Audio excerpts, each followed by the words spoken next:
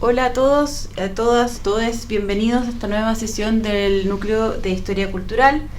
Hoy día tenemos con nosotros a Martín Bowen Silva, que es profesor asociado de NYU Abu Dhabi. Él estudió la licenciatura en Historia en la Universidad Católica de Chile y realizó sus estudios de posgrado en la Escuela de Altos Estudios en París. Y sus áreas de investigación son el mundo atlántico, Latinoamérica, comunicación y política, emociones e historia política global.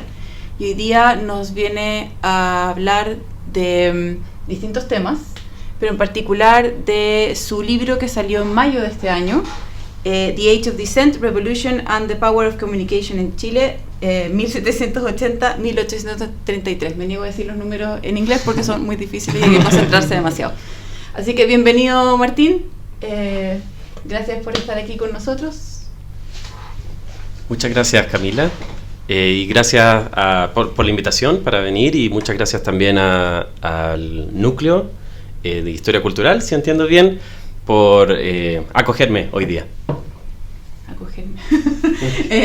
Eso, entonces, lo primero que te queríamos preguntar, o que queríamos conversar contigo, era que nos hablaras un poquito sobre tu libro. Tu libro examina los cambios políticos profundos que acompañaron el colapso del Imperio Español en Chile.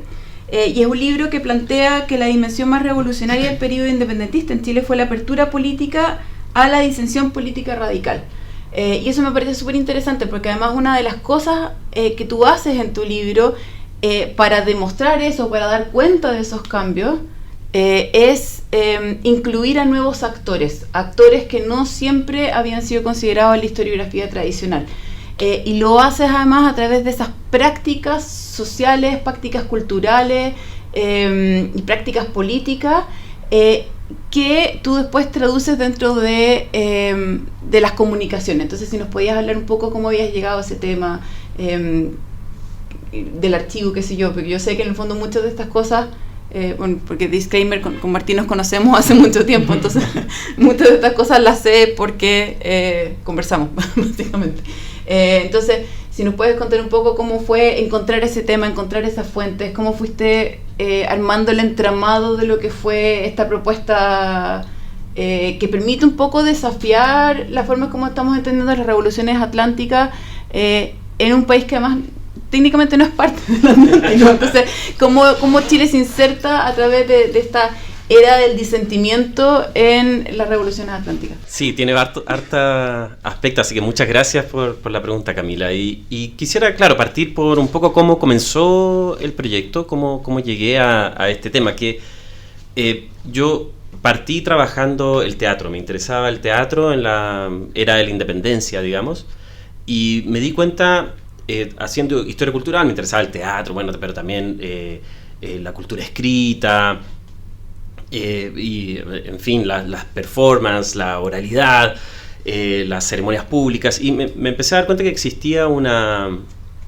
que no calzaba la manera en que los historiadores y las historiadoras, la manera en que los analistas, digamos, trabajaban el poder de la comunicación, el poder que le asignaban, por ejemplo, a los libros, el poder que le asignaban a las ceremonias públicas, el poder que le asignaban al teatro, con la manera en que los actores en la época trataban de describir los mismos efectos, digamos. Es decir, que había una diferencia entre, por ejemplo, la forma en la que los historiadores de la esfera pública describían el poder de la escritura, con la manera en que los mismos actores decían, bueno, ¿por qué es importante, por ejemplo, un periódico? ¿Por qué tiene un efecto sobre la vida social? Y de allí comencé a tratar de entender cuáles eran las categorías de acción política que los mismos actores en la época utilizaban. Es decir, me empecé a interesar por la forma en la que concebían cómo podían afectarse unos a otros.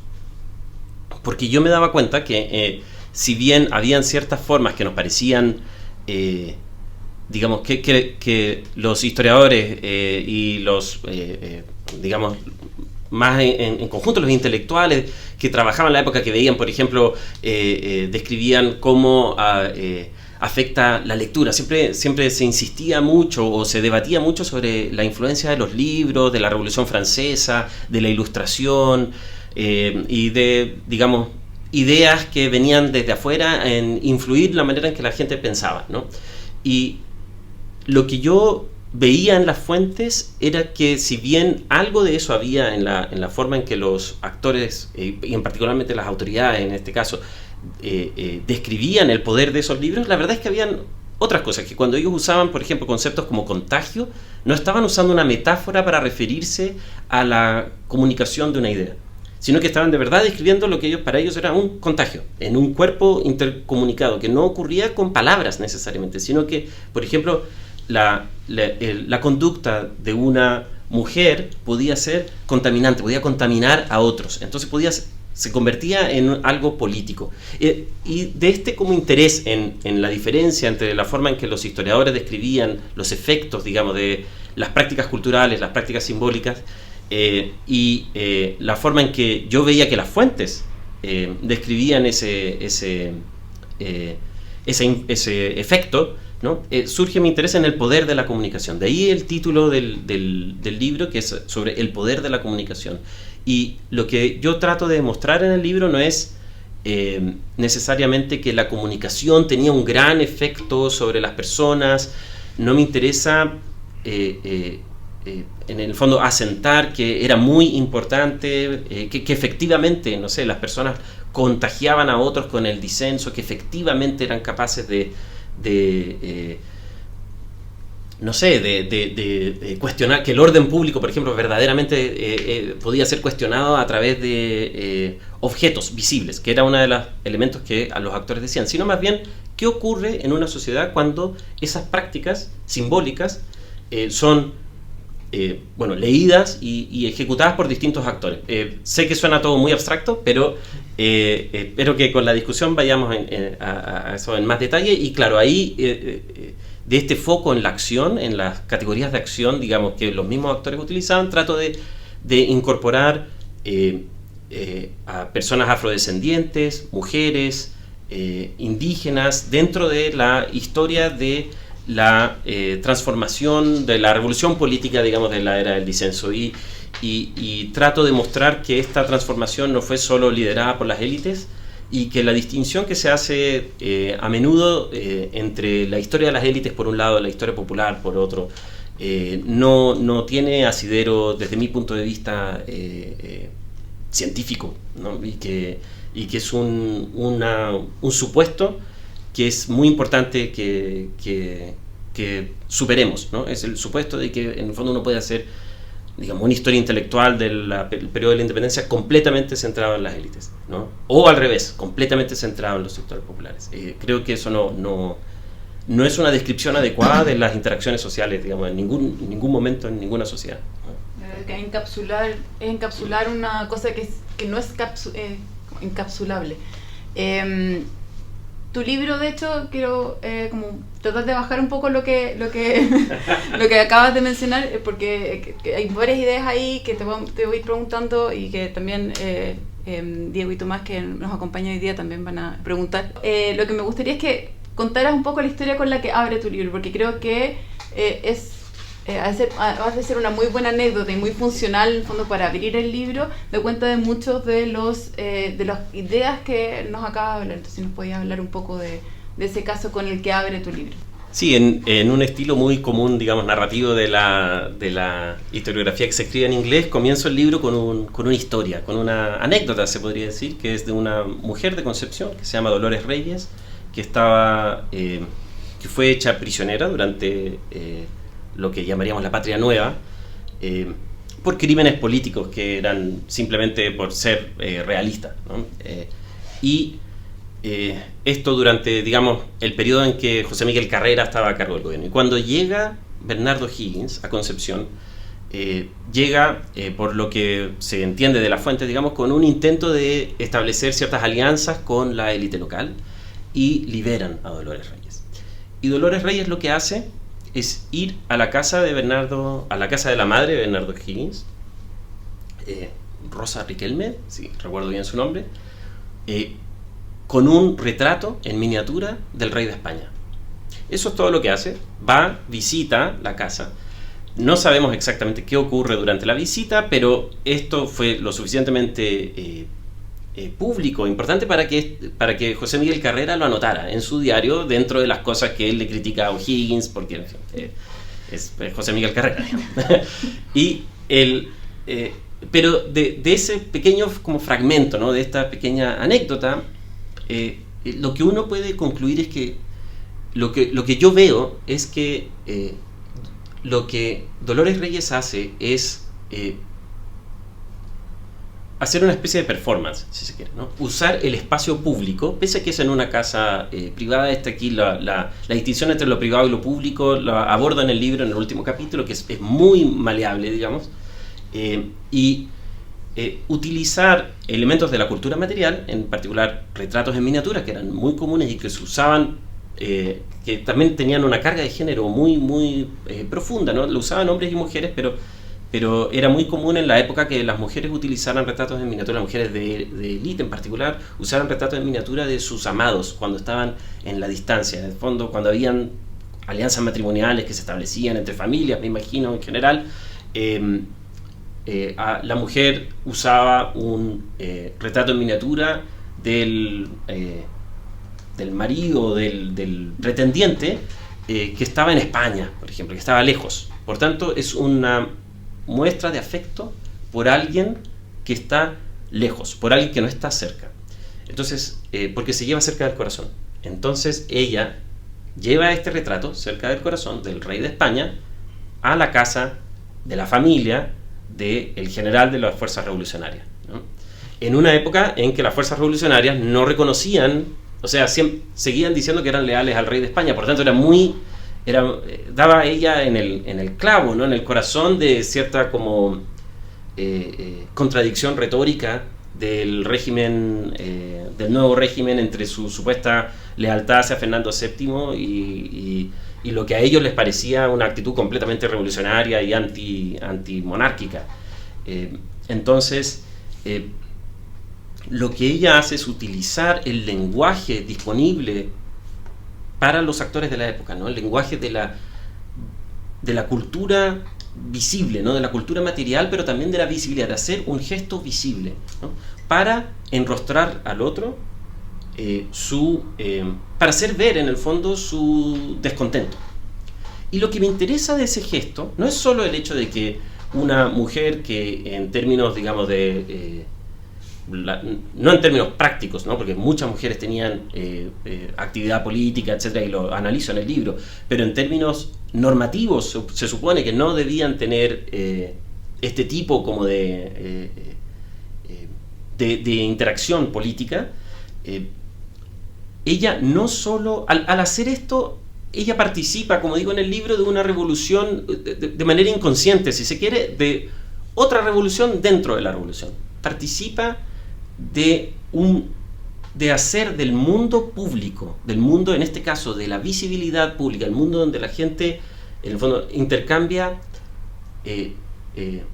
símbolos o significados, digamos, usando la cultura material de manera visible, por ejemplo, los retratos, pero yo también analizo en el libro las escarapelas, las banderas, la ropa y otros accesorios, ¿no? Introduce en ese mundo el disenso. Lo que hace es decir, el gobierno, en cierta medida, tanto en la época colonial como postcolonial, no tolera en principio la expresión pública del disenso. Y lo que ella hace es utilizar el espacio público, o el mundo de la publicidad, si se quiere, para hacer ver una posición de disenso, de diferencia, de desacuerdo, ¿no? Y con eso ella marca una distancia entre su presente revolucionario y el mismo régimen monárquico al que ella quizás quería volver, ¿no? Sin darse cuenta, porque participa de una revolución, de una introducción dentro del espacio público, de una especie, lo que yo llamo en el libro, a falta de mejor, digamos, concepto, una especie de pluralismo. Es decir, que ahora el espacio público está cruzado, está atravesado por opciones políticas diferentes, y esas opciones se enfrentan en el espacio público de una manera que, por lo menos, según lo veo yo, no existía antes, ¿no? Eso es un cambio radical con el mundo colonial, y eso es lo que yo es lo que trato de argumentar en el libro. Constituye el núcleo, digamos, fundamental de la revolución en el periodo, ¿no? Es esa introducción del disenso, de la diferencia, de una especie de irreducible desacuerdo, ¿no? De un desacuerdo que no puede ser erradicado en la vida pública. Obviamente siempre hubo desacuerdo, etcétera, ¿no? Pero lo que me interesa es en la vida pública, ¿no? Y eso es lo que Dolores Reyes hace en su... O lo que me permite, digamos, empezar a estudiar en el libro a través de esta pequeña performance / anécdota. Otra cosa que yo creo que lo que nos cuentas da cuenta y que es algo que tú también estudias en el libro es la disputa por la verdad.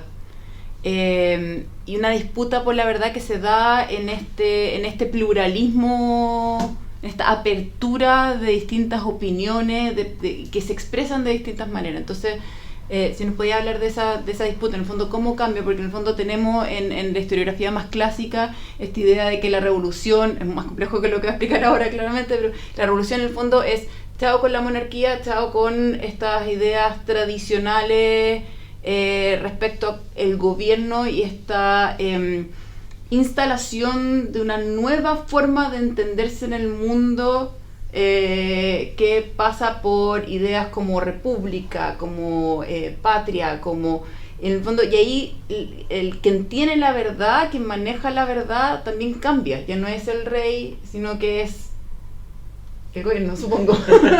Entonces, si nos podía hablar un poco de esa disputa, la verdad que creo que es muy interesante y que trabajas en tu libro de una manera que a mí por lo menos me ha gustado mucho. Muchas gracias. Sí, y ahí vuelvo un poco a la pregunta que hacías inicialmente, que era sobre el núcleo, digamos, como estaba diciendo, de la transformación política en el periodo. Porque efectivamente, digamos, desde la perspectiva, o perspectivas tradicionales, si uno quiere, la historiografía ha insistido en distintos puntos. Digamos, uno podría ser que no hubo revolución de independencia, que lo que sea que haya ocurrido durante ese periodo no califica para, digamos, no cumple las características para ser considerada una revolución. Por ejemplo, no hubo un nuevo grupo social que tome las riendas del Estado. Era el mismo grupo social, más o menos, digamos, ¿no? Esa es, digamos, la visión más convencional, o más antigua, o hoy día, diría yo, la menos aceptada, ¿no? Y luego existe esta visión más política que dice, no, la verdadera transformación es una transformación, digamos, de estructura institucional, léxico conceptual, que es moderno y que transforma, digamos, y que es tan diferente que se tiene que describir como una revolución, porque las personas pasan de ser súbditos a ciudadanos. Y para mí, volviendo entonces a tu pregunta, claro, lo que yo trato de hacer en el libro, a partir de este interés por las prácticas culturales y las formas significativas y, como decía, las categorías de acción, es entender la experiencia de la revolución. Es decir, no tanto, pese a que todo lo otro también es parte de la experiencia de la revolución, creo que, para que se entienda un poco mejor el argumento, creo que la verdad es que si uno mira el periodo colonial y si uno observa digamos, las conclusiones de la historiografía más reciente, uno puede ver que mutaciones grandes como cambios institucionales hubo, guerras civiles hubo, antes, digamos, de la independencia. Que el orden social fue cuestionado, por ejemplo, las personas no tuvieron que esperar a las revoluciones de la independencia para cuestionar el orden social, ¿no? Indígenas, afrodescendientes, pero también mestizos, no se necesitó, digamos, esperar hasta ese minuto. Lo que quiero decir es que ninguno de esos elementos distingue al periodo de independencia de los anteriores. Lo que, según yo, lo distingue es esta experiencia de el disenso, que es una experiencia de cuestionamiento, como dices tú, de la relación a la verdad y al sustento del orden social y político. O sea, en el fondo el verdadero cambio es el cambio entre un sistema político y social organizado en torno a un punto trascendente, es decir, el orden social y político es dictado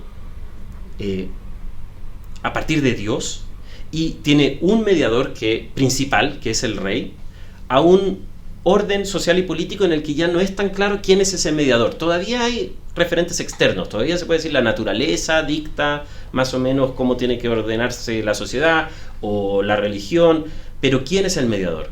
¿Quién está a cargo de interpretar este orden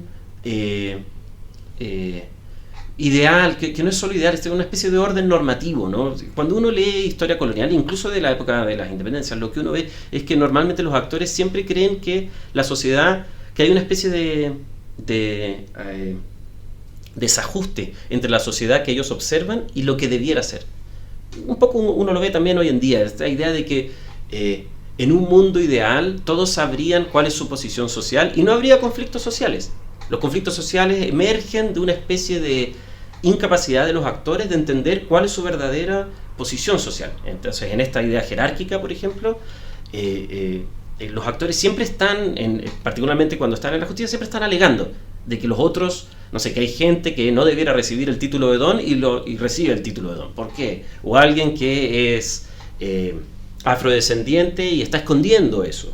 O ese tipo de cosas que en el fondo, lo que quiero decir no es que yo crea en esos argumentos, sino más bien lo que uno observa es que los actores constantemente dicen que aquello que se observa como orden social es una versión degenerada de un orden social ideal, que sería perfecto, en el que no habría conflicto. ¿Por qué? Porque está dictado por Dios.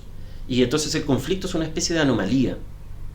Y lo que se instala en la independencia es que ese discurso deja de depender de un árbitro último, que antes era el rey. La justicia del rey establecía quién estaba en lo correcto, quién estaba en lo incorrecto.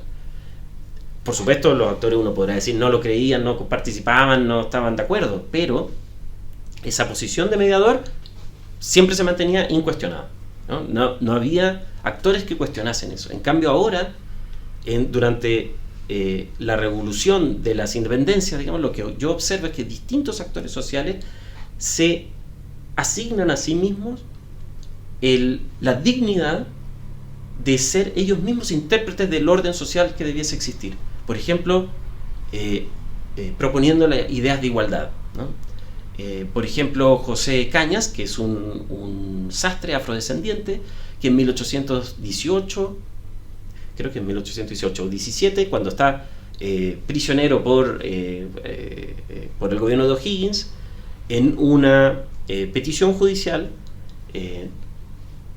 sostiene la idea, porque está preso, entonces quiere que lo dejen libre, de que él es tanto o más patriota como el primer, digamos, hombre de la República. Está hablando del presidente, ¿no? Que él es tanto, que en el fondo él tiene derecho a la igualdad, y es un personaje que yo sigo un poco en el libro, que tiene una trayectoria política vinculada a la idea de la igualdad, que uno puede ver ya artesanos, sobre todo artesanos afrodescendientes vinculados, que están promoviendo la idea de que el orden social puede transformarse a través de la política, y no la política reflejar un orden social trascendente, que es ajeno a la política, que está por sobre la política, ¿se entiende?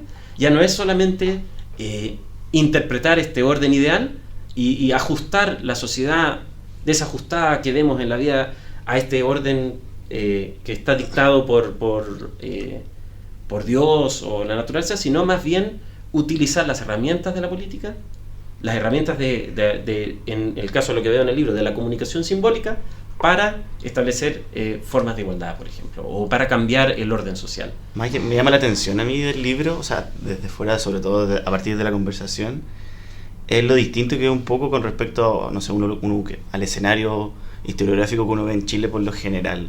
Sobre todo, por ejemplo, al comienzo comentas que un poco la historiografía en inglés parte un poco contando una historia y desde ahí se empieza a estructurar de forma distinta un poco el texto. Por eso me llama mucho la atención desde esa perspectiva.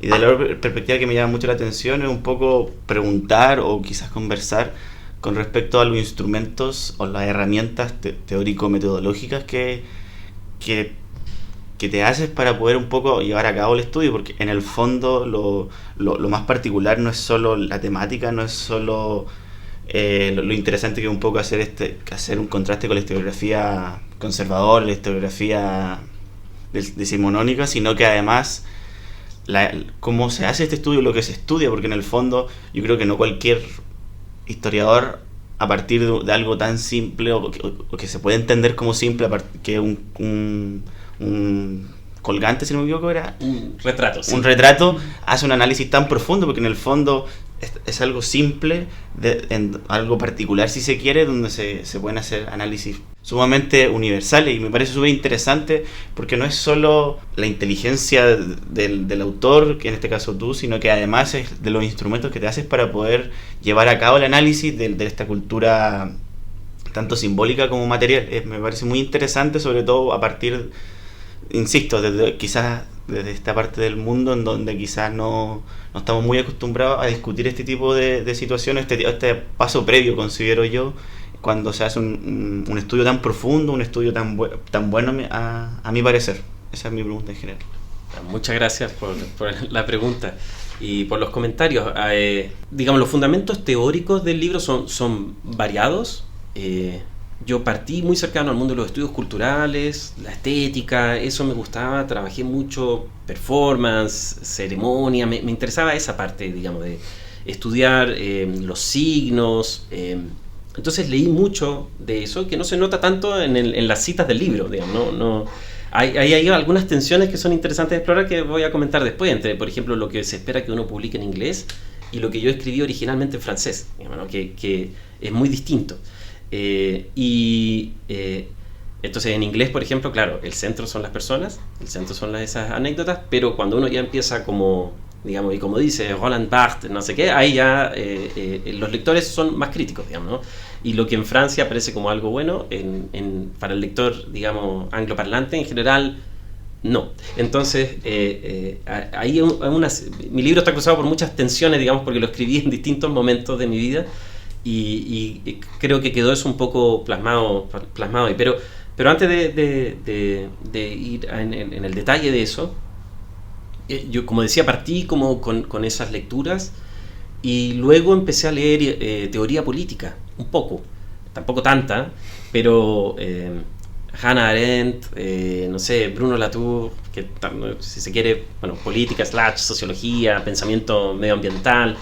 Leía a Zizek o Zizek, leía ese tipo como de autores. Siempre tuve mucho interés por la política y eventualmente encontré, en el fondo esto no ocurrió de que yo partí con una lectura de alguien y encontré eso en la fuente, sino al revés. Cuando yo ya tenía el libro casi escrito por completo, o una primera versión, digamos, hace un par de años, me topé con Claude Lefort, que es un filósofo francés que no es muy conocido en Chile, ahora un poco más. Lo citan otros autores que trabajan en la era de la independencia, lo cita Clément Thibault, que es un profesor en Francia, lo cita Gabriel Cid. Es alguien que no es desconocido, digamos, ¿no? Pero cuando lo leí, la interpretación que hace él de la revolución entre el antiguo régimen y en Francia y el régimen, digamos, moderno, como lo llama él, me hizo muchísimo sentido, porque realmente reflejaba esta especie de cuestionamiento de la mediación, de la verdad, que yo había estado explorando en mi tesis, y unas conclusiones similares a las que yo había llegado independientemente. Entonces me sirvió mucho para ir formando, digamos, mi idea. Al final, yo creo que si tuviera que dar como un consejo, es que uno tiene que tener una formación de intelectual y ciudadano, ¿no? para hacer historia. Es decir, no se puede hacer historia simplemente basado en fuentes, digamos, de la época. Hay que estar leyendo a autores que están pensando la política, que están pensando, no sé, el género, que están pensando la cultura hoy, y mantener un espíritu abierto, porque creo que al final la actitud más dañina para mí es esas personas que se declaran alérgicas a la teoría, que dicen, no, la teoría es terrible, es malo. No, yo encuentro que no dañan nada a la historia. Una buena obra de historia tiene que estar fundamentada en fuentes, en investigación documental, y a eso la teoría no genera ningún daño. Y para volver al otro que estaba diciendo de las tensiones, claro, esto es un libro que como objeto, digamos, responde a distintas presiones sociales, y creo que eso también hay que explicitarlo. Es interesante, que es distinto quizás a lo que ocurre a veces en Chile, o lo que yo me imaginaba que ocurría. pero en el fondo es un libro que cumple cierta función dentro de mi propia trayectoria vital. En el fondo yo necesito escribir un libro para pasar de una posición académica a otra. En el mundo, digamos, de las universidades norteamericanas es así. Hay que tener un libro publicado y por lo tanto tiene que ser dentro de ciertas editoriales, y esas editoriales tienen ciertos criterios. Seleccionan libros que funcionan de una manera y otros no.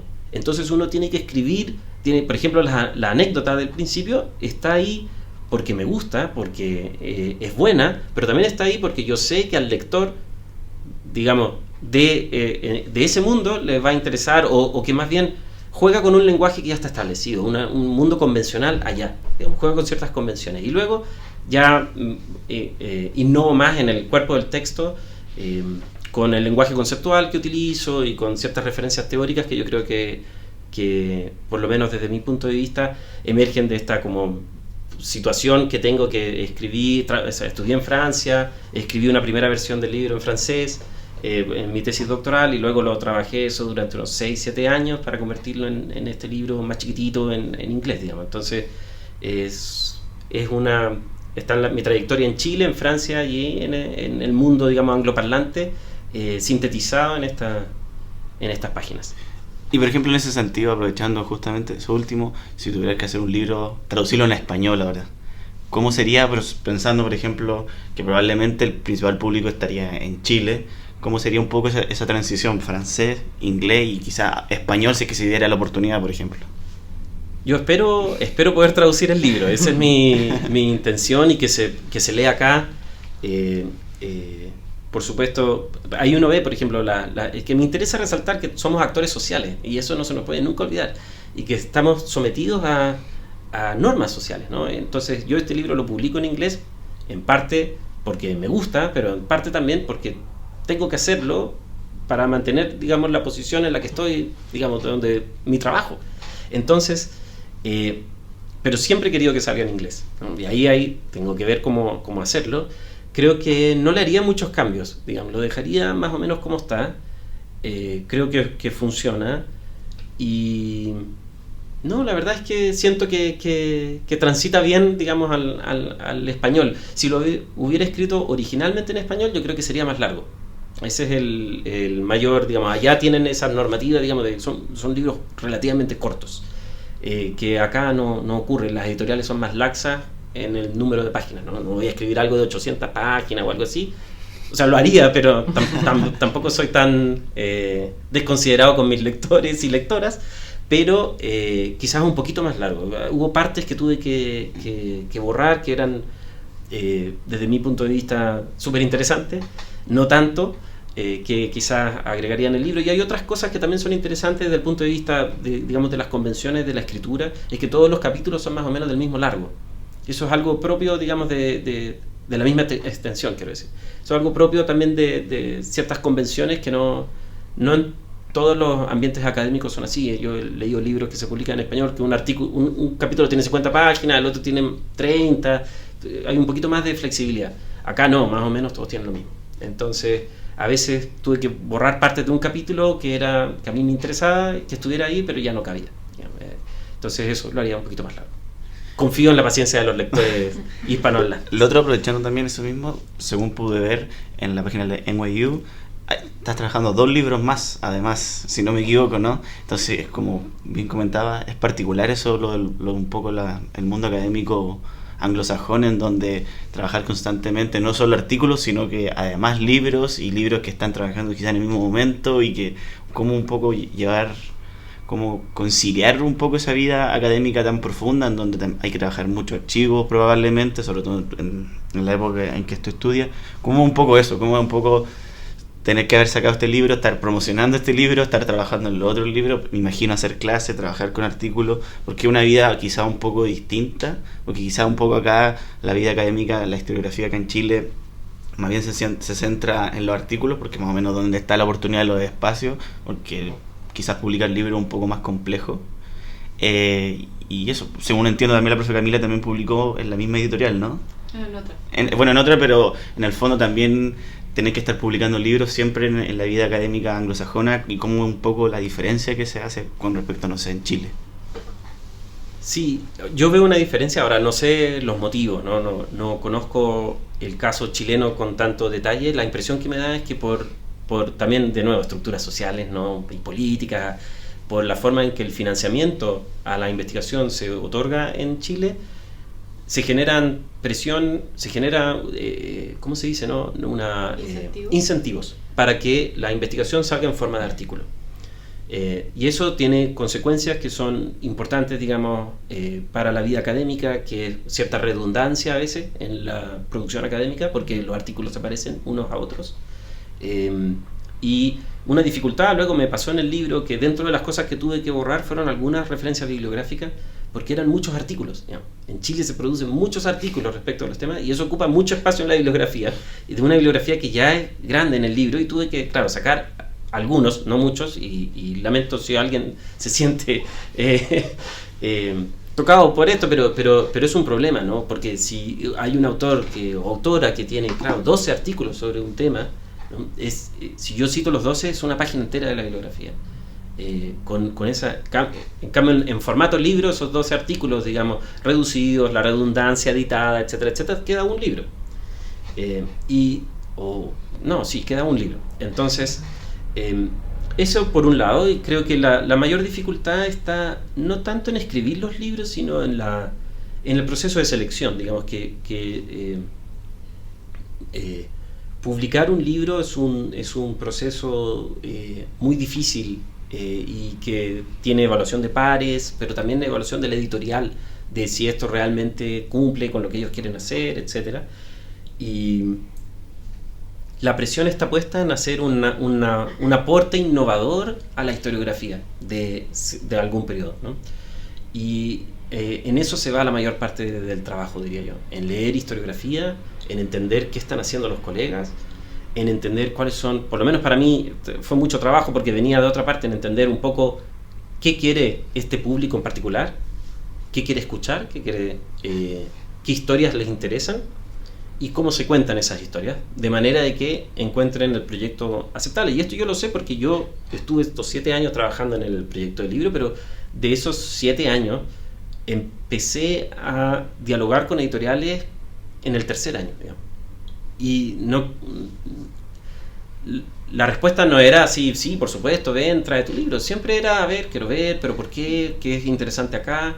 Bueno, y en el fondo lo que quiero dar a entender es que esta como presión para publicar libros genera incentivos para que uno haga un trabajo que es innovador, que esté actualizado y que haga una contribución significativa dentro de ese mundo en particular, ¿no? En este caso la literatura que está escrita en inglés. Y eso toma tiempo, digamos. Eso diría yo que es lo que más me... Y claro, luego el archivo además da la distancia física, digamos, donde yo me encuentro, y no ahora, digamos, pero y los archivos que trabajo, que son en Argentina, en Perú y acá en Chile, y quiero también trabajar en Uruguay, bueno, y en España, me hace muy difícil, digamos, encontrar el tiempo para analizar todo eso, pero lo veo como un privilegio. Yo considero que es un privilegio no estar sometido. Yo no tengo que publicar artículos, por ejemplo. Yo no tengo que justificar el financiamiento que recibo. Y esos son privilegios que son enormes, digamos. Y yo creo que si las y los profesores, digamos, en Chile tuvieran ese tipo de privilegios, veríamos otro tipo de producción académica también.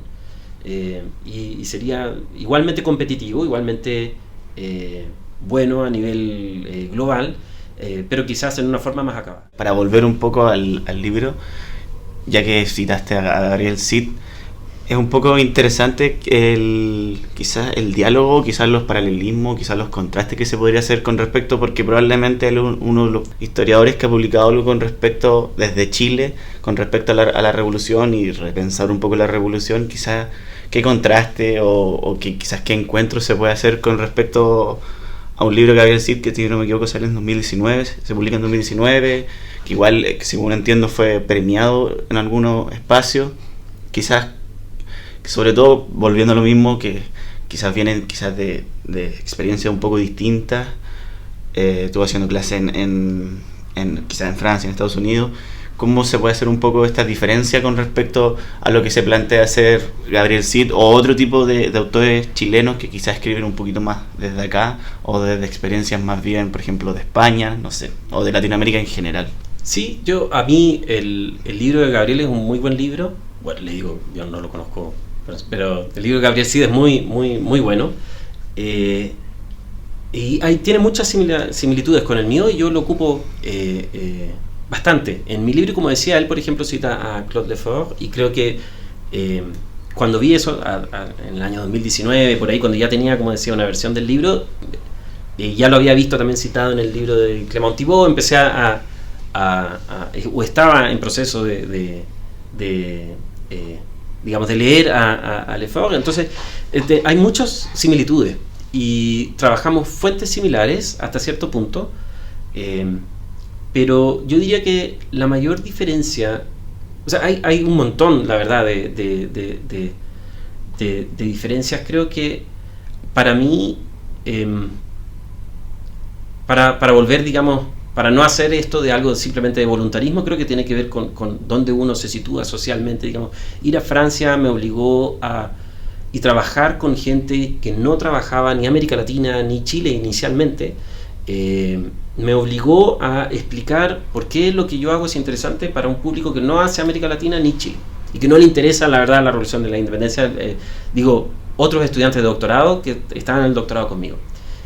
Y entonces había gente que trabajaba en Japón y la mayor parte de la gente con la que yo estaba inicialmente trabajaba en Europa. Entonces en un mundo más bien eurocéntrico, bueno, como yo ahí explico que lo que hago es interesante. Entonces lo que me propuse fue tratar de hacer algo que metodológicamente y epistemológicamente fuera distinto, fuera una innovación no solo en decir, bueno, esto también ocurre en Chile, sino en el cómo hacemos la historia del periodo, ¿no?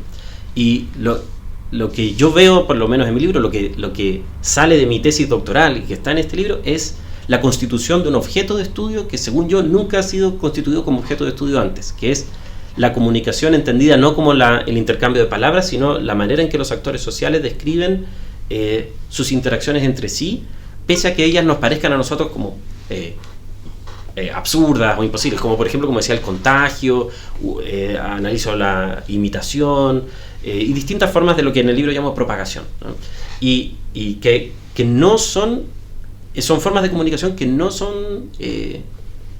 están basadas en el lenguaje. Entonces, eso por un lado, y por el otro, creo que en el mundo angloparlante hay más distancia con la historia conceptual, por ejemplo, que está más de moda en el mundo latinoamericano y en España. Ahora están recién quizás leyendo a Coselli, que están como más interesados, pero la verdad es que hay una cierta reticencia y es un mundo mucho más anclado en la historia social. Entonces, eso también se ve en mi libro, que tiene una dimensión social mucho más fuerte. Digamos, ¿no? Hablo de instituciones sociales, hablo del recogimiento, hablo del recogimiento que estas instituciones, digamos, y sistemas de valores también, que estaba muy asociado a el control de las mujeres, digamos, ¿no? Pero no solo, también los hombres se podían declarar a sí mismos recogidos, pero el recogimiento como institución era una prisión de mujeres en el fondo. Trato de estos temas y un cambio en la cronología. Mi libro parte en 1780 con la mal llamada conspiración de los tres Antonios, y descentro la época, digamos, de 1808, 1810, que es el supuesto sobre el que se basa, digamos, la mayor parte de la historiografía en español. La idea de que ahí ocurrió un gran cambio. Yo sigo a otros autores como Sergio Serudnikov, que creen que esto viene de antes, que el proceso revolucionario se inicia en décadas anteriores y que tiene más o menos las mismas características. Y sigo a otros como Sinclair Thompson, que creen que, digamos, hay que incluir dentro del proceso revolucionario, por ejemplo, la revolución de Tupac Amaru, ¿no? Que es una revolución y es parte del mismo. Entonces, lo que quiero decir es que hubo ciertos elementos, digamos, de mi formación que yo creo que me llevaron a enfatizar otros aspectos. Y en términos estrictos, la mayor diferencia son, claro, en cronología, en fuentes. Yo trabajo mucho más documentación de archivo, más que impreso. Gabriel Cid se concentra, digamos, en periódicos y en pese a que también cita material de archivo. Y en los actores sociales, ¿no?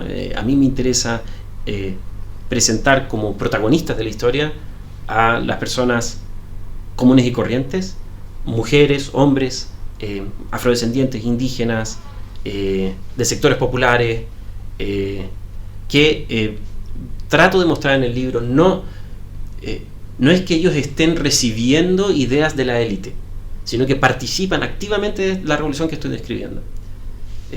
Ellos son los que están, como lo menciona el libro, profanando el orden político. En el fondo, este orden que es sagrado, que tiene este núcleo sagrado, no en el sentido de religioso, sino en el sentido de que no se puede tocar. Bueno, están tocándolo, diciendo, bueno, yo, José Cañas, sastre, yo puedo decir qué tipo de sociedad tenemos que tener. Esa es una revolución, ¿no? Y no tanto, bueno, se ocupan ciertos conceptos, etcétera, que está bien, que forma parte del mismo proceso, pero creo que en su núcleo ese es el centro, digamos, de la experiencia revolucionaria. Y lo que me interesa es eso, la experiencia de las personas, ¿no? Y poner el acento en su capacidad de acción, más que en la evolución de lenguajes, por ejemplo, y conceptos y instituciones que no tienen actor definido.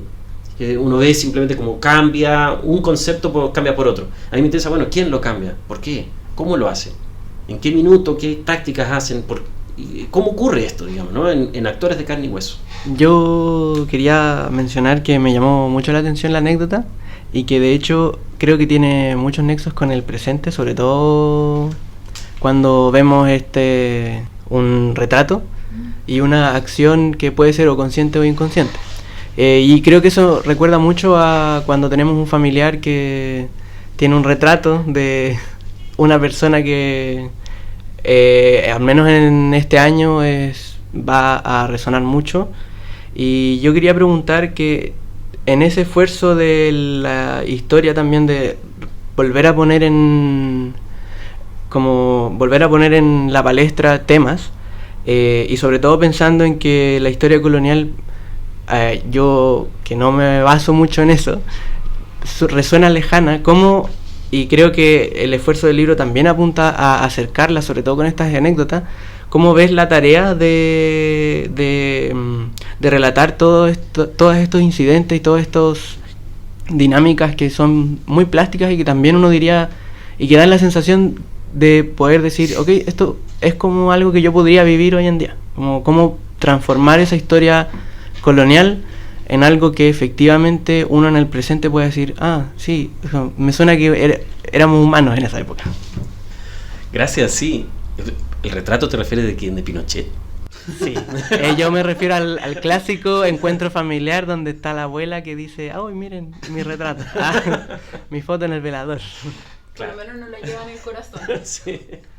O sea, si fuera capaz, lo haría. Pero, claro, sí, no, hay una tensión. O sea, en el fondo el libro que escribo es, como decía, es un libro de un ciudadano. Entonces, evidentemente, la manera en que yo autoanalizo esto es que el foco en el disenso, el foco en el desacuerdo, es una especie de reflejo inverso de la era en que a mí me tocó crecer, que era la época del consenso.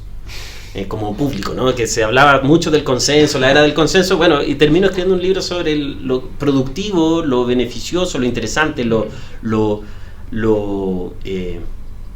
importante, lo central, que es el disenso para la vida, en este caso, aunque no es una revolución democrática, pero para la vida democrática. En la conclusión del libro trato de explicar por qué, ¿no? Que la experiencia democrática requiere del disenso. Y requiere del disenso en su sentido más profundo, requiere de que la política siempre tenga una dimensión de negatividad, de que hay algo que no calza, de que está mal, de que hay diferencia, de que no nos llevamos de acuerdo, de que por alguna razón el orden social no nos parece transparente, no estamos de acuerdo en cómo debieran ser nuestras formas de organizarnos, etc. Y eso es fundamental. Y lo que trato entonces en el libro de hacer es una especie de genealogía de esa experiencia, de dónde viene en Chile, y una genealogía de larga duración, digamos, de la forma en que la democracia se va construyendo desde abajo, con formas, digamos, de institucionalización, digamos, hay que llegar a acuerdos también, pero también de disenso, de ruptura, de quiebre, de construir espacios públicos, formas de relación en las que al final hay que aceptar simplemente que el otro tiene, digamos, está en un profundo desacuerdo. Y eso es lo que explora el libro, en el fondo. Cómo las personas comunes y corrientes producen eso y a la vez se adaptan a eso. Eso creo yo que tiene un eco con lo que vivimos, digamos, en nuestra vida hoy.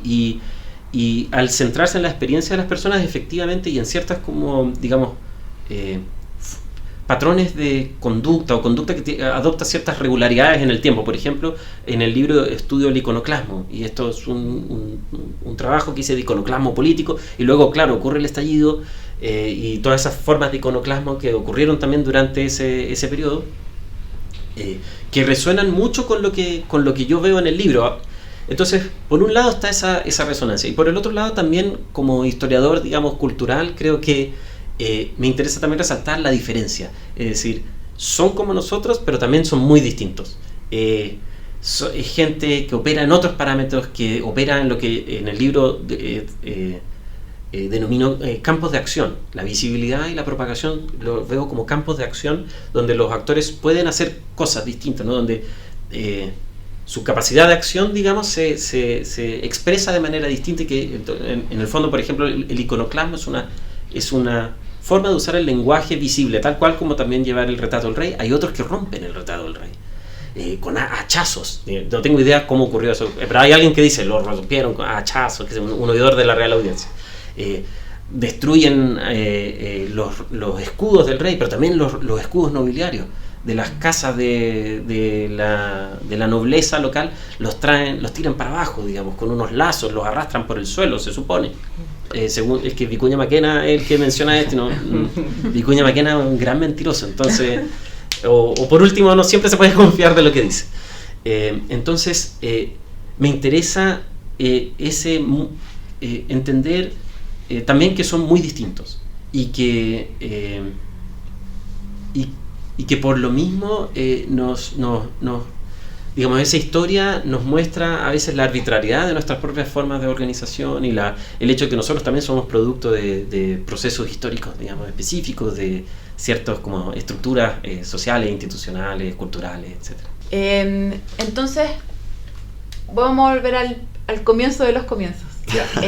Tú partiste hablando en este podcast de que tu primer acercamiento fue con el teatro.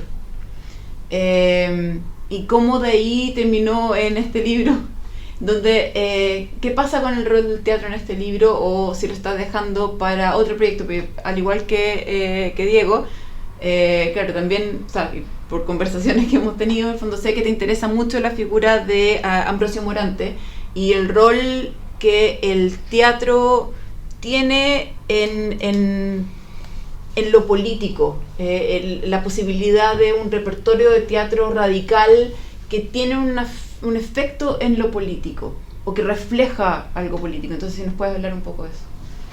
Sí, muchas gracias. Sí, claro, esto parte del teatro, pese a que el teatro no aparece mucho en el libro. Y efectivamente lo dejé para después, para otra investigación que estoy haciendo ahora sobre este actor rioplatense que se llama Luis Ambrosio Morante, que es un actor afrodescendiente que escribió muchas obras. Algunas están en el Archivo General de la Nación en Argentina, otras están acá en Chile, y que fue considerado él nació en 1780 y muere en 1835, si recuerdo bien, en Valparaíso. Nace en Buenos Aires, y fue considerado por los contemporáneos como el mejor actor, digamos, de su generación, más o menos. Y viajó entre Montevideo, Buenos Aires, Mendoza, Santiago, Valparaíso, haciendo representaciones teatrales, pero también él era director de escena, y, como dije, dramaturgo, escribía, traducía también del francés. Entonces tenemos traducciones de Shakespeare, por ejemplo, que hizo él, de las versiones en francés de Shakespeare que él traduce al español, y me interesa por distintas razones. Primero, porque no es común encontrar un archivo, digamos, con las ideas, con la expresión, digamos, de ideas, pero también el trabajo como intelectual más general de una persona afrodescendiente. en este periodo, hay muy pocos, en particular por lo que fue el teatro en el periodo, en el fondo, a través de él uno puede ver lo que significó el teatro como escena política. Lo que me interesa seguir en particular es la asociación entre el teatro y la verdad. El teatro en este periodo es justo la época en que coincide con el neoclasicismo, en que el neoclasicismo se instala con más fuerza, digamos, en el mundo atlántico, pacífico, si queremos no abusar de la geografía, pero y el neoclasicismo es esta como estética que se basa en la idea de que las obras de arte a través de seguir ciertas reglas pueden imitar la naturaleza. Ahora, la naturaleza, es decir, la verdad, no la verdad que observamos en la vida común y corriente, como decía antes, sino la verdad trascendente, ¿no? Entonces, por ejemplo, ellos dicen, efectivamente, uno puede ver en la vida real que las personas que son apostadores les puede ir bien y pueden ganar mucho dinero. Pero lo que la naturaleza nos enseña, y lo que la obra de teatro, por tanto, debiera mostrar, es que ser un apostador te va a llevar a la pobreza y la miseria más absoluta. Aunque eso no coincida con lo que uno ve en la realidad. Esa es la verdad, ¿no? Entonces, lo que me interesa a mí es cómo esta emergencia del teatro en el periodo, en esta zona, que son los primeros teatros que se instalan permanentemente en Buenos Aires, en Uruguay, en Montevideo, perdón, y en Santiago, y luego en Valparaíso, por ejemplo, es posterior,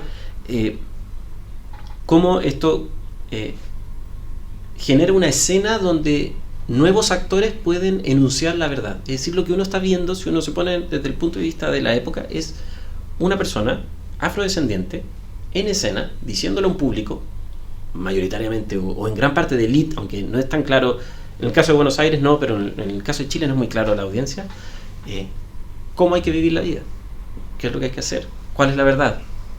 Y eso es una parte, digamos, esa es la pista que quiero seguir en el proyecto que estoy iniciando, y estudiar un poco cómo Morante construye un repertorio global de referentes revolucionarios. Él construye un repertorio teatral de obras, digamos, que son radicales y que cuestionan a la aristocracia, cuestionan el orden monárquico. Él escribe una obra sobre Tupac Amaru, a favor de Tupac Amaru. Es un personaje realmente muy interesante. Entonces, me interesa esa pata global también que tiene, digamos, ¿no? Es decir, cómo se ve el mundo desde el punto de vista de un intelectual afrodescendiente en el Cono Sur. No, pero de verdad muy interesante. Yo creo que es un gran aporte, sobre todo a la historiografía nacional, y yo creo que la historiografía un poco que nos interesan más los asuntos socioculturales. Ojalá se pueda traducir al español en algún momento, porque creo que sería un aporte súper interesante, insisto, no solo como a la época, sino que un poco a lo que se puede sacar en limpio desde el libro, tanto de aportes teóricos como de hacer paralelismo un poco como lo que decía Tomás con respecto a nuestro presente, o desde el lugar donde se escribe, que hablábamos la época del consenso. Entonces eso, me parece muy interesante el libro y me parece muy interesante la conversación que tuvimos acá en general. A modo de aviso, para aquellos que tienen acceso a la biblioteca de la Universidad de Chile, el libro va a quedar en breve, cuando lo desocupe. Te iba a preguntar eso. En la ¿Dónde biblioteca se puede conseguir el libro? Bueno, en la página de la editorial. Sí, a ver, yo les puedo... Sí. No sé si a Chile llegan los libros de Amazon. Sí, sí, se puede comprar por Amazon. Me compré uno el otro día. Llegan, así que por Amazon es una buena opción, y si no, a través de la editorial, que es University of New Mexico Press. Y... Camila, tú. ¿No? Bueno, y sí, si puedo decir unas últimas palabras, de invitarlos a leer el libro.